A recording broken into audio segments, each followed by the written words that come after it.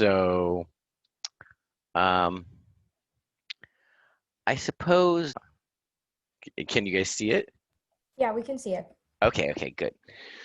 So one of the things I want to call your attention to is that while it is, I don't think that, you know, this assignment is especially challenging. It is important, and I think the thing that makes it challenging is the language. So there are some conventions here. Now, in terms of the language that we use in economics to refer to certain things, and you'll notice if you're, you know, connecting this assignment with the last one, that these are all math concepts by a different name. And so I mean, this being applied mathematics, obviously our language is designed to uh, facilitate the application of the math to the economic problems that we're studying. So we don't use the same language that they would use in a math class, but we're talking about the same thing. So let me give you an example. So question number one says, consider the inverse demand function. So that's one thing to notice. We're calling this the inverse demand function, and I'll talk a little bit more about that.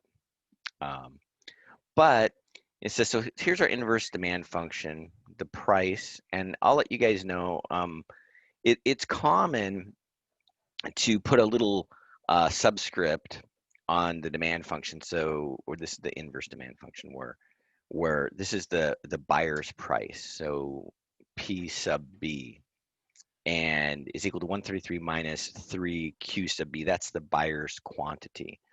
And it's because if you really think about it, we talked about this a little bit last time, um, but uh, you know, the market price only happens or occurs when there's an exchange between a buyer and seller, and there's like a true price. But before there's ever an exchange, they're just these offer prices, right?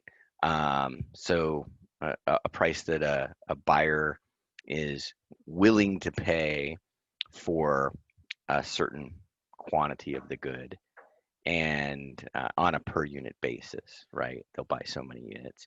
And a seller that's willing to sell at a certain price, that's the seller's offer price, um, on a per unit basis, a certain number of units. So yeah, we have, you know, the demand curve, which is again kind of like the buyer's wish list, right? It's, if I face these different prices, this is what I would be willing to buy. And the supply curve is like the seller's wish list, you know. If I faced these different prices, this is, you know, how much I would be willing to sell. So then we come to this next term, which is limit price. And that's really the one that I was focusing on when I was discussing this specialized use of language. So limit price is the buyer's limit price, and you can have a seller's limit price too, and that's probably going to be mentioned in another question or so. But the buyer's limit price is simply the highest price at which any amount would be purchased. So that actually corresponds to our vertical intercept. Okay, so there's the hint, and so as I was saying before, the key here is this is a familiar concept, and for most of you that remembered your algebra from 8th or ninth grade, if I asked you what the vertical intercept of this equation was, and I think that's one of the other questions in the other assignment, um, you'd know the answer. So if you don't get this, what's going on is you're just having a hard time connecting this label, and it's a common label used in economics, with the math concept that you're familiar with. So that's really one of the challenges is, you know, understanding how we use the language to represent the mathematics in economics. So now I'll let you guys. This one doesn't really have any specialized language in it, so I'll let you guys go ahead and ponder this one for a minute. So question number 2. So consider the inverse demand function as before. What's the maximum quantity that would be demanded at any price?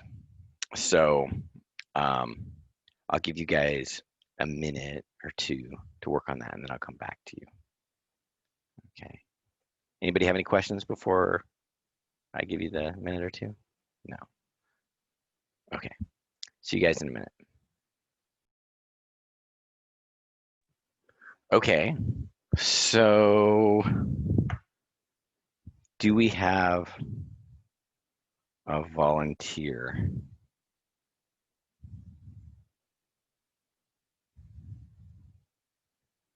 Okay. I mean, I'll say my answer. Oh, who's speaking? Hannah. Okay, Hannah. I got 44.3 44.3. Okay. by dividing 133 by 3. Yeah. Okay. So I always not that there's democracy in math, but because this is a shared experience, I'll take a look at the chat and I'll say, how many people agree with Hannah? I agree. What are you got to put in the chat? Okay. Oh, you're getting this is like likes on I don't know On Instagram social or media. yeah on Facebook or something like Thanks, that. guys. It's like you see all the little hearts going. Okay. Now who disagrees with Hannah? Does anybody disagree? No. Okay. So let's see. Yay, Hannah. Ooh. Right? Good job. Okay. So, yeah, and you know, we were just checking to make sure that the Ignithium was calculating it correctly, but what you did is fine. Yeah, and so at a price of 0, right? I mean, if you graph the equation, then you can see that that's going to be the horizontal intercept, where p is equal to 0. What's the maximum quantity that would be purchased? But um, even though there's not any special language here, it's kind of interesting, right? Because if I just asked you what was the horizontal intercept, then that might be easier for a lot of people than sort of parsing this maximum quantity at any price language. But the answer is the same. So let's move on to the next question. So consider the inverse demand function. It's changed now a little bit. What's the quantity demanded at a price of 3? Okay. So I'll give you guys a minute to work on that one. And then I'll actually designate. So Joshua, are you here this morning? Yep. Hello. Okay. So I'll be asking you about the answer for question number 3. And Cool. what about Jewel? Hi, I'm here. Yeah, I'll be asking you also. So For number 3? yeah, for number 3. So okay, I'll give you guys just a minute. And actually, Jewel and Joshua, as soon as you're finished, you can put in the chat like ready, and then I'll know that you've had enough time. Professor, I have a quick question. Who's speaking? Hello? Alexander, Alexander, okay. for question 2, because you can't actually sell 0.3 units of a product, would you just round down? Well, yes, of course you can. Have you been to a gas station recently? Oh, I guess that it would depend on like the type of product then, right? Because you can't sell like Yeah. a third of a car. Well, I don't know, right? Could you, if a car has a useful life of 200,000 miles, could you sell it after You've used 66,000 miles. True.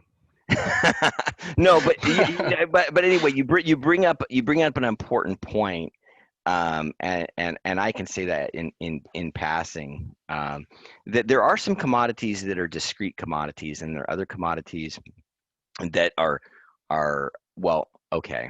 Let me re work my words a little bit. There are goods that come in continuous or infinitely divisible units, and we call those commodities.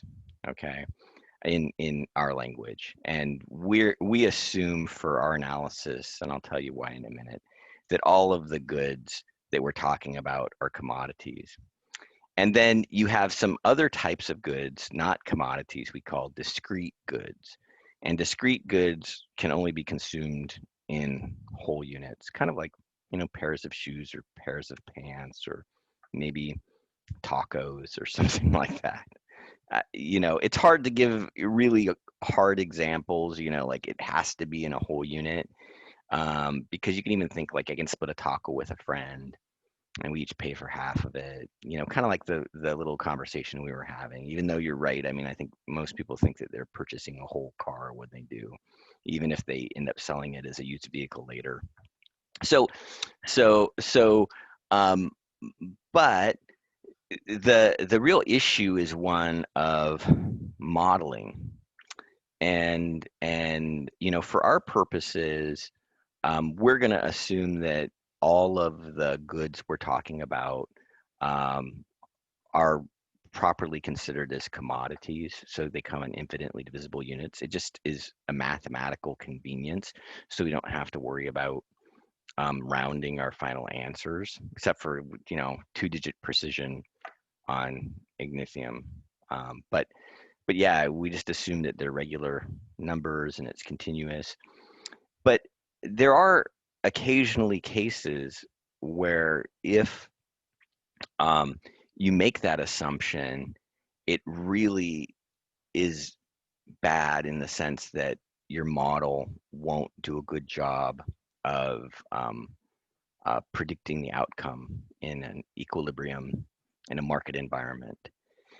And so, even though we're not going to carefully study discrete goods, these are the ones that are consumed in whole units, I can give you a little rule of thumb or a guidepost for when you should be concerned about what you just mentioned. Like, oh, okay, am I going to end up with some error here because I'm assuming that this thing that's being purchased can be purchased in fractional units, and the case we're dealing with, that doesn't make sense.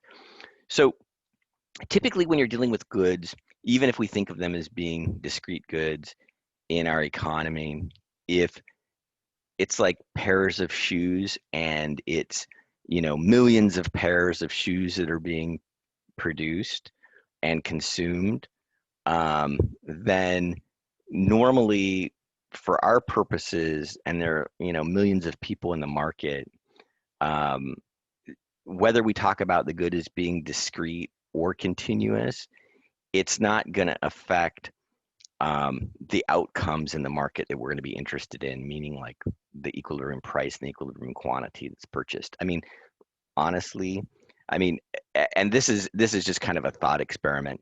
Does it really matter if 10 million pairs of shoes are being purchased, in a year, or it's 10 million in one? Is it affect the profits or the costs or something in a really significant way that, you'd, for economic purposes, be concerned about the market efficiency being way off? Remember, ultimately, we calculate all of these things in dollars, right? So, so the answer to that thought experiment, hopefully, Alexander, you're convinced, is no, it doesn't really matter, right? And I should also say that we're assuming that things are continuous for convenience because, um, in our case, even though we might be talking about a small number of units, like 43 is like a small number, small-ish, small is all relative. Um, for us, it's a convenience that we don't have to worry about that. I think there's one problem a little bit later in the course where, we have to consider that the good's a discrete good. But other than that, we're just dealing with things that are continuous because, again, in the real world, it generally makes sense. And for us, it's a mathematical convenience. So we're not causing any trouble. But if you're talking about things like space shuttles or aircraft carriers, where, yeah, wow, there's a big difference between having 2 and 3 or between having 19 and 20 aircraft carriers, right? The economic consequences, the total cost, the number of workers that have to be involved, and things like that. They are a significant from a social perspective, right?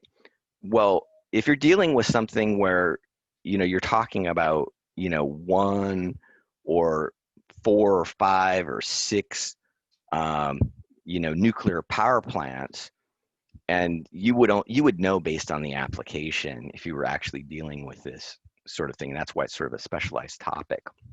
But in those types of cases, yeah, for sure, you don't want to assume that you can have like a third of a nuclear power plant, because the consequences in terms of, the costs and benefits to society are so huge, that the model doesn't do a good job of representing the reality. So that's a matter of judgment. And if you ever get in a situation later on, depending upon what you're dealing with, where you're dealing with issues where the goods are discrete and the consequences are significant, then be careful. So does that make sense, Alexander? Yeah, it does. Thank you. You're welcome. Okay, so so Joshua's ready, and and what about you, Jewel? I don't really know how to solve this. I solved it the way that I solved number 2, but I don't think that's right. So Okay, yeah. well, you gotta, be a No, little bit more confident. no, like I know it's not right, but I'm trying to figure it out. But Well, okay, so why don't you obviously you wrote down a bit of algebra. yeah, So why don't you give us your first line of algebra in the chat, and we'll see if, because you say you did it the same way as you did 2, and I don't know how you did 2, but yeah, uh, I just did 83 divided by the price of 3 instead of the price of 2, which well, okay, so let me give you a quick recap of number 2, right? The Mhm. only reason why 133 divided by 3 makes any sense is because the first line of algebra is P is going to be equal PB. It's going to be equal to 0. Yeah. Uh-huh. So 0 is equal to 133 minus 3QB. And then you can go ahead and solve for Q, and you can do that. The next line of algebra, right? If we have, I'm going to Yeah. write 0 is equal to 133 minus 3Q. Oh, sorry. I did a bad job there. 133 minus 3Q. So would I do it the same way for number 3, set it equal to 0? Well, why did we use 0 in question number 2? Oh, because it doesn't give you like a price. Well, actually, there's kind of an unwritten thing here, right? And that is that we know in the background there's the law of demand, Mm-hmm. right? And the law of demand tells us, well, when the price is high, people purchase less. And when the price is low, they purchase more, right? Yeah. So if you want to get people to buy as much as they'll possibly buy, then what do you do to the price? You lower the price. As much as. Yeah. as much as possible. what you would expect Possible. for profit. Yeah. Yeah, as much as possible. Mhm. You lower the price to the absolute lowest price possible, and the Yeah. lowest price possible is Fair. zero. Yeah, right. I mean, we don't in general we don't allow negative prices, so we lower the Yeah. price to zero.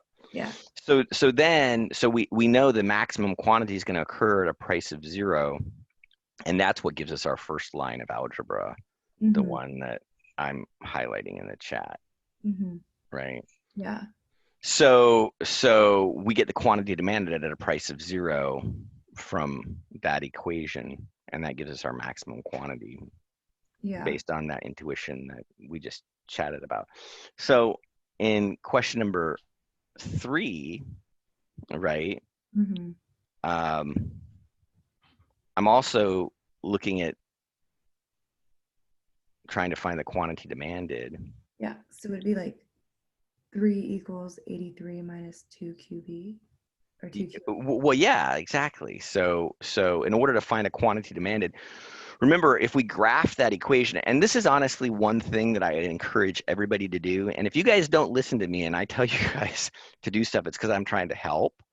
And if you end up getting a bad grade in the class and you don't follow my advice, I hope that you're, a big enough person to just own it. Just own it to yourself and be like, well, he was recommending that I graph it and I never did and blah blah blah blah and I ignored all his advice and I didn't do well. Mhm. Hey, I mean, at least then, right, to thine own self be true, right? Then what happened. But this shouldn't be hard to graph. But if you graph it, you'll see, 83, it's got a slope of -2. And remember, each point on that curve represents a price and a quantity pair. It Mhm. represents if the consumer faces a price of, in this case, 3 on that line, on the horizontal axis, it'll tell you what quantity the consumer would be willing to purchase or their quantity demanded. So if you graphed it well, you could just look at the price of 3 and go over and find the quantity. But algebraically, what you just described would give me the value of Q associated with a P of 3. Mhm. So yeah, that's what you're doing. Okay. So, okay, so now we'll go back to Joshua. Joshua, what did you get? I got 40. Yeah, and because you did what Jewel and I were talking about, right? Yes. Yeah. So Joshua and Jewel, hooray! Thank you for your help. Appreciate it. You're welcome. That's what I'm here for. It is my job. So okay. Let's see. We'll do question number 4. Okay. So let's see. Tanish, are you here? Tanish? Okay. How about Ricardo? I'm here. Okay, Ricardo. You're on deck for number 4. Okay. Okay. And let's see. Nicole? Hello. Yeah, you here? Yes. Okay, good. So you're on deck for number 4. Okay. Okay, so I'll see you guys in just a minute. Just type ready when you're ready.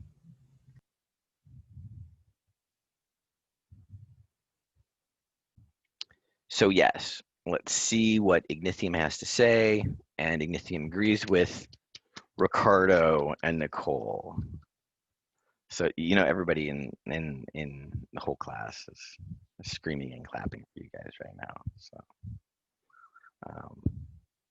okay, so I think we have enough time for. We'll do one more. Okay, so this one's going to be a little bit tricky, because again, we have maybe a piece of language that you guys are unfamiliar with. But let's talk to Carrie. Carrie Song, are you here? Carrie. Okay. How about Jian Yu? Are you here? Yeah, here. Okay. So you're on deck for number 5.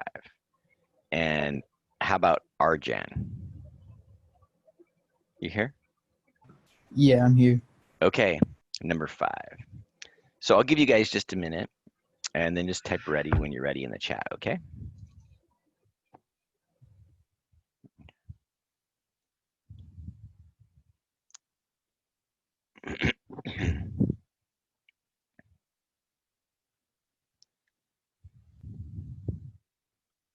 Okay, so Arjan, you want to put your answer in the chat? And then we'll ask Jian Yu. Do you agree with Arjan? I don't think so. Okay, so what's your answer? My answer is the 133. Okay, so Arjan, are you there? Yeah. So so Jian Yu says that he thinks the reservation price, and in this case it would be the reservation price of the seller, okay, is 133. So I think I understand the calculation that you made, and I don't know if you took the time to graph the equation or not. Did you? No, I didn't. Yeah. So this idea of reservation price, does that have any meaning to you? Have you ever heard of that before? No, I'm unfamiliar with the term. Yeah. So for a seller, and just like reservation price and limit price are often used the same way. Um, you know, I don't know if they're exactly the same in every single instance, but I would say, they're synonyms. So yeah, they should be the same. But reservation price means the price at which the seller stops trading. He reserves the right not to trade with anybody, or she reserves the right to not trade with anybody. So if you graphed this equation, what you would see is that, again, the vertical intercept ends up being 133, right? And for this equation, you won't ever hit a price of 0, right? Because then the quantity would be negative. And again, remember, for economics, we're just interested in what's in the positive quadrant of the Cartesian plane. In almost all of our examples, you can only have positive prices and positive quantities. So at a quantity of 0, the seller will begin supplying the good at a price of 133, and then as the quantities increase, remember, one of the interpretations we have for the supply curve is the marginal cost, or the cost of providing that unit. And so, just go up a little bit from 0 to, a half unit or 1 unit or something like that. You're going to see that the seller's cost increases. So the lowest price at which the seller, once you hit that price, he or she is going to say, no, I don't want to supply any more of the good. Their quantity is going to drop to 0, right? And so here, I guess you could go ahead and put Q is equal to 0, and that'll give you the right answer. Because by definition, reservation price is that first price where the quantity drops to zero. But you know, intuitively, you know, a seller would never want to sell the good for less than their cost. And you know, the lowest cost this particular seller will ever face is 133. So yeah, it ends up being the vertical intercept. And so does that make sense, Arjan? Yeah, it makes sense. Okay. So Jean Yu and Arjan, thank you. And